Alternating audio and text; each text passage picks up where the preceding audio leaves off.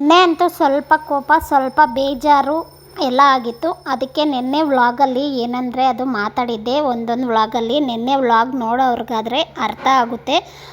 ಪರವಾಗಿಲ್ಲ ಫ್ರೆಂಡ್ಸ್, ನಮ್ಮ ಹೆಣ್ಮಕ್ಳಿಗೆ ಬೇಜಾರು ಆಗುತ್ತೆ, ಕೋಪನೂ ಬರುತ್ತೆ. ಆದ್ರೂ ಅದನ್ನೆಲ್ಲ ಮರೆತು ಮತ್ತೆ ನೆಕ್ಸ್ಟ್ ಡೇ ಕೆಲಸ ಸ್ಟಾರ್ಟ್ ಮಾಡ್ತೀರಿ.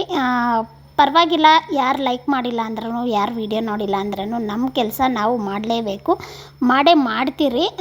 ಎಲ್ಲರಂಗೂ ಇರಲ್ಲ ಫ್ರೆಂಡ್ಸ್. ಇವತ್ತು ಇಡ್ಲಿಗೆ ಮಾಡೋಣ ಅಂದ್ಬಿಟ್ಟು ನೆನ್ನೆನೇ ನೆನೆಸಿಕ್ಕಿದ್ದೆ ಫ್ರೆಂಡ್ಸ್. ನೆನ್ನೆ ವ್ಲಾಗ್ ನೋಡೋರಿಗೆ ಅರ್ಥ ಆಗುತ್ತೆ. ಇಡ್ಲಿಗೆ ನೆನೆಸೋವಾಗ ಸಬ್ಬಕ್ಕಿ ಹಾಕ್ಕೊಂಡ್ರೆ ಏನೂ ಇಲ್ಲ.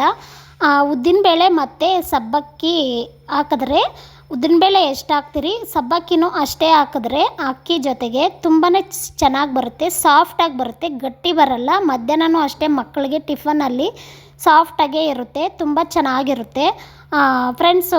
ಬೇಳೆಕಾಳೆಲ್ಲ ಇಕ್ಬಿಟ್ಟು ರಂಗೋಲಿ ಹಾಕೋಣ ಅಂದ್ಬಿಟ್ಟು ಆಚೆ ಗುಡಿಸಿ ಒರೆಸಿ ರಂಗೋಲಿ ಹಾಕಿದ್ದಾಯಿತು. ಅಷ್ಟೊತ್ತಿಗೆ ಸಾಂಬಾರು ಇಡ್ಲಿ ರೆಡಿ ಆಯಿತು.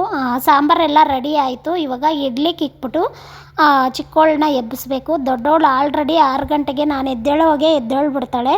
ಸೈಕಲ್ ತುಳಿದ್ಬಿಟ್ಟು ಬರ್ತಾಳೆ, ಆಮೇಲೆ ಬೇಗನೆ ರೆಡಿ ಆಗಿಬಿಡ್ತಾಳೆ ಅವಳು ಫ್ರೆಂಡ್ಸ್. ಇಡ್ಲಿಗೆಲ್ಲ ಇಕ್ಬಿಟ್ಟು ಸಾಂಬಾರೆಲ್ಲ ರೆಡಿ ಆಯಿತು. ಅಷ್ಟೊತ್ತಿಗೆ ಇಡ್ಲಿನೂ ರೆಡಿ ಆಯಿತು.